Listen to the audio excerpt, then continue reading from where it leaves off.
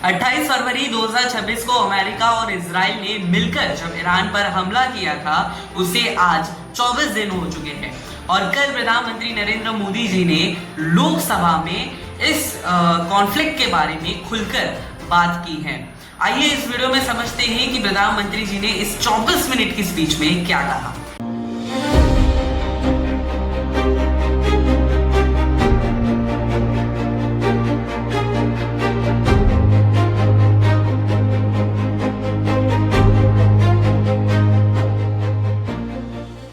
प्रधानमंत्री नरेंद्र मोदी जी ने कहा है कि हालात लंबे समय तक ऐसे ही बने रह सकते हैं। इसके कारण भी बताए हैं कि जिन वेस्ट एशिया के देशों में ये कॉन्फ्लिक्ट चल रहा है, वहां से ही पूरी दुनिया में मेजर ऑयल सप्लाई आता है। 20% ऑयल स्ट्रेट ऑफ हॉर्मोज, जहां ये युद्ध चल रहा है, वहीं से ही आता है। स्ट्रेट ऑफ हॉर्मोज एक वाइटल ट्रेड रूट है दुनिया के लिए और भारत भी अपना 60% एलपीजी की रिक्वायरमेंट यही वेस्ट एशियन के देशों से इंपोर्ट करवाकर पूरी करता है। स्ट्रेट ऑफ हॉर्मोज से 3 चीजें भारत में इंपोर्ट होती हैं: क्रूड ऑयल, नेचुरल गैस और फर्टिलाइजर। प्रधानमंत्री जी ने कहा है कि लोकल यानी डोमेस्टिक सप्लाई एलपीजी का जो हमारे घरों में आते हैं उसे फर्स्ट प्रायोरिटी दी जाएगी। साथ ही साथ हमारे देश में एलपीजी के प्रोडक्शन को भी बढ़ा दिया गया है। कल अहमदाबाद में पेट्रोल पंप पर लोगों ने लंबी लाइन लगाना शुरू कर दिया। जब उनसे पूछा गया तो कई लोगों ने बताया कि इंटरनेट पर ऐसी न्यूज है कि अब पेट्रोल इस युद्ध की वजह से खत्म हो जाएगा। तब गुजरात के डेप्यूटी सीएम हर्ष संघवी जी ने कल क्या कहा वो देखिए। ऑफिशियल जानकारी वગર કોઈ બી પ્રકારની આ અફવાઓમાં આવીને ભાગદોડ કરવાની કોઈ બી પ્રકારની જરૂરિયાત નથી।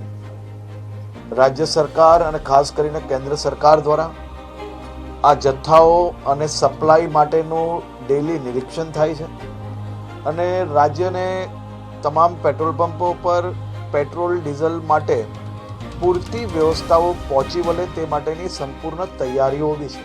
सरकारे शहरमा के राज्य में आ प्रकार की खोटी माहितीओ फैलावनार लोगों पर भी आवनारा दिवसों में कड़क पगला भरवामां आवशे। प्रधानमंत्री जी ने एक और डेटा बताया है जो कि हमारा बैकअप प्लान भी हो सकता है। पेट्रोल में इथेनॉल ब्लेंडिंग 20% तक होता है, जिससे हम ईयरली 4.5 करोड़ बैरल सेव करते हैं। रेलवेज में इलेक्ट्रिफिकेशन के बाद हम 1.8 बिलियन लीटर डीजल बचाते हैं और साथ ही साथ करीब 11,000 किलोमीटर की मेट्रो रेल शुरू हो चुकी है और राज्य में 15,000 इलेक्ट्रिक बसेस भी उपलब्ध की गई है। इन सब के लिए इलेक्ट्रिसिटी एक बहुत बड़ा इंपॉर्टेंट सोर्स है और आगे गर्मियां भी शुरू होने वाली हैं, जिसमें इलेक्ट्रिसिटी की डिमांड भी बढ़ने वाली है। पर हमारे देश में पिछले 2 साल में 1 बिलियन टन कोल का प्रोडक्शन हुआ है, जिससे हमें इस बारे में चिंता करने की कोई आवश्यकता नहीं है। आगे खरीफ की भी सीजन आ रही है, पर उसमें भी हमें चिंता करने की कोई आवश्यकता नहीं है, क्योंकि हमारे पास फर्टिलाइजर्स इनफ क्वांटिटी के अंदर उपलब्ध है। इन वेस्ट एशियन देशों में भारत के करीब 1 करोड़ लोग भी वहां रह रहे हैं। उनमें से 3.25 करोड़ लोगों को भारत वापस ला दिया गया है। ईरान में से 1000 भारतीय बच्चों को वापस लाया गया है और भी लोग अभी भारत वापस आ रहे हैं। अंत में प्रधानमंत्री जी ने कहा है कि जो लोग ब्लैक मार्केटिंग और फॉल्स पैनिक क्रिएट कर रहे हैं, उन लोगों पर एक्शन भी लिए जाएंगे। हम कोरोना के समय भी एकजुटता से ऐसी चुनौतियों का सामना कर चुके हैं। अब हमें फिर से उसी तरह तैयार रहने की आवश्यकता है। धीरज के साथ, संयम के साथ, शांत मन से हमें हर चुनौती का मुकाबला करना है और यही हमारी पहचान है, यही हमारी ताकत है। और हाँ, हमें बहुत सावधान और सतर्क भी रहना है। हालात का फायदा उठाने वाले झूठ फैलाने का प्रयास करेंगे।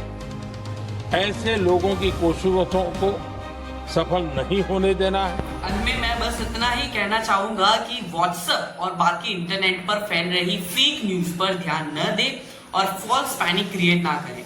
आप एक सतत दर्शक बन के किसी भी खबर पर भरोसा करने से पहले देखें कि क्या ये ऑफिशियली अप्रूव्ड है कि नहीं।